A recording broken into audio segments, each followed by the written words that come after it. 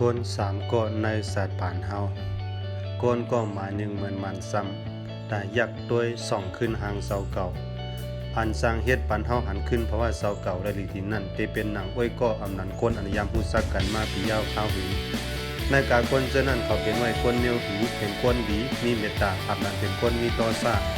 ใจปิดใจควัดที่สลำง่ายเพราะว่าเฮาทบหำก้นซึ่งหนังลาดมานั่นขึ้นยักส่องด้วยเสาเก่าส่องเป็นก้นมีอาย่างเหมือนซึ่งหนังนั้น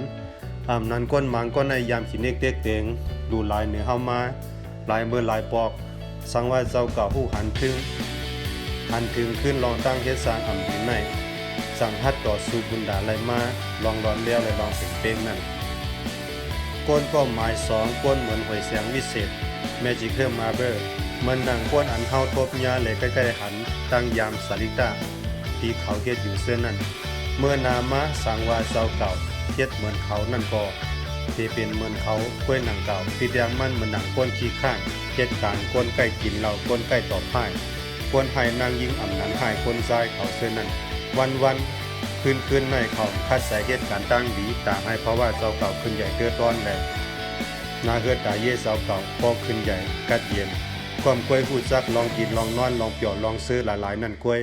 กูเมาข้าวยามดีๆสุดเสียงกว่าซ่อมวันหลายวันนั่นเสเหมือนดังต้นไม้จำพังเหมือนหนังก้นจำตั้งเท่าตั้งตายมากูเหมือนกูวันโกนก็หมายสามเหมือนนางผีอำนั้นห้องว่านางฟ้าแองเจอร์เหมือนนางก็มาปั่นโคตรตอนเขาก่อนเขามาจอยแถมในที่เลปันเสียนตั้งจากขึ้นใหญ่ใหม่สูงในโซปานเท่านั้นเป็นเหมือนก็อันเขาเฮ็ดสร้างลองดีขึ้นใหญ่อ่อนเฮาคัดใจเฮ็ดเอาดีลายอ่อนเฮาเฮ็ดสร้างการป้ายมักมีก็อ่อนซอยแถมพ้องยามเฮาทบเนียตั้งขีซากกว่าซื้อนั้นก็เป็นซึ่งหนังนั้นแลก้นก้อนในเป็นเหมือนหนังโคตรตอนอันปันตั้งขึ้นใหญ่เฮาอันปันตั้งซื้อสายเฮานั้นยาวในกาก้นดัง3ก้อนในก้นก็เหมือนมันซ้ำนั่นบุญตายักส่องขึ้นด้วยทางเสาเก่าให้หันขึ้นลองยบย่อมลองดีเสาเก่าอำนั้นมีพรดีมีพรดีอันเจ้าเก่าเฮ็ดสร้างอยู่มากกุเมือผู้วันนั้นก็เปิ้นนั้นกำพองที่เป็นไรตั้ง2ก้อกำพองที่เป็นไรตั้ง3ก้อนในเสตาขึ้นมา